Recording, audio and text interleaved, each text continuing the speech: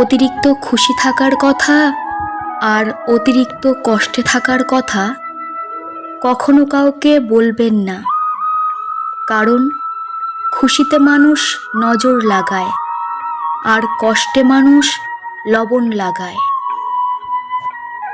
কচু পাতা দেখেছেন নিশ্চয়ই, ওপরটা সবুজ কিন্তু ভেতরটা চুলকানিতে ভরা। তেমনই কিছু মানুষ আছে, ওপরে মানুষের মতো দেখতে হলেও ভেতরটা আবর্জনাতে ভরা। যদি তুমি গরিব হও, তোমার নিজের আত্মীয়রাও তোমায় এড়িয়ে যাবে, আর যদি ধনী হও তাহলে তোমার দূর সম্পর্কের আত্মীয়রাও রোজ তোমার খোঁজ নেবে।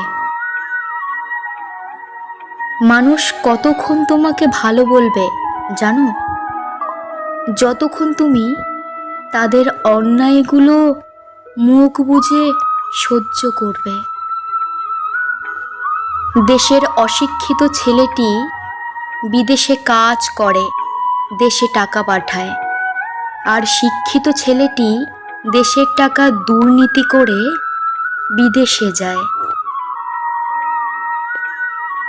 বেশি কথা বলাটা গর্বের কিছু নয়, এমন কথা বলা উচিত যাতে করে বুদ্ধিমত্তার পরিচয় পাওয়া যায়। এক মুহূর্তের ধৈর্য অনেক বড় বিপদ থেকে বাঁচিয়ে দিতে পারে। এক মুহূর্তের অধৈর্য পুরো জীবনটাকে নষ্ট করে দিতে পারে। একজন স্মার্ট মানুষের চেয়ে একজন দায়িত্ববান মানুষ বেশি সুন্দর। চায়ের কাপে ভেজানো বিস্কুট বলে দেয়, কারো প্রতি বেশি ডুবলে নিজেকেই ভেঙে পড়তে হয়। তর্কে জেতা বুদ্ধিমানের কাজ নয়, বরং তর্কে না যাওয়াই বুদ্ধিমানের কাজ। বর্তমান সমাজে বিশেষ একটি প্রতিযোগিতা চলছে, অন্যকে ঠকিয়ে নিজেকে এগিয়ে নিয়ে যাওয়া। মানুষ তো সবার ঘরে জন্মায়, কিন্তু মনুষ্যত্ব সবার ঘরে জন্মায় না। লোভ মানুষকে অনেক নিচে নামিয়ে দেয়, আর অভাব মানুষকে অনেক কিছু শিখিয়ে দেয়।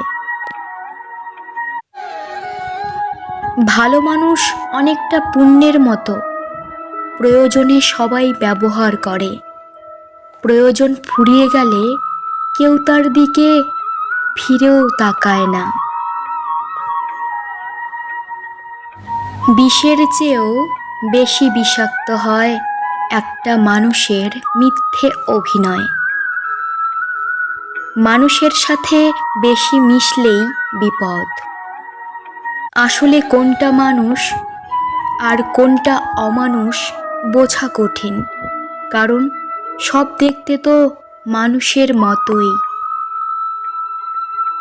মাটিতে পড়ে থাকা ধুলো তোমার কোনো ক্ষতি করে না ঠিকই, কিন্তু সেই ধুলো যখন চোখে পড়ে তখন খুবই যন্ত্রণা দেয়। ঠিক তেমনই জীবনে কাউকে কখনো তুচ্ছ এবং দুর্বল ভেবো না, কারণ সৃষ্টিকর্তা তার ভাগ্যের চাকা কখন ঘুরিয়ে দেবে আমরা কেউই সেটা জানি না।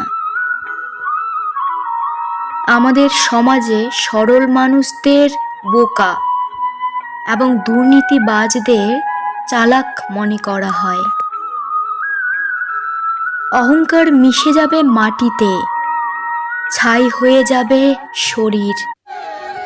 আজ যে রাজা কাল সে ফকির, পুরো খেলাটাই ঘড়ির।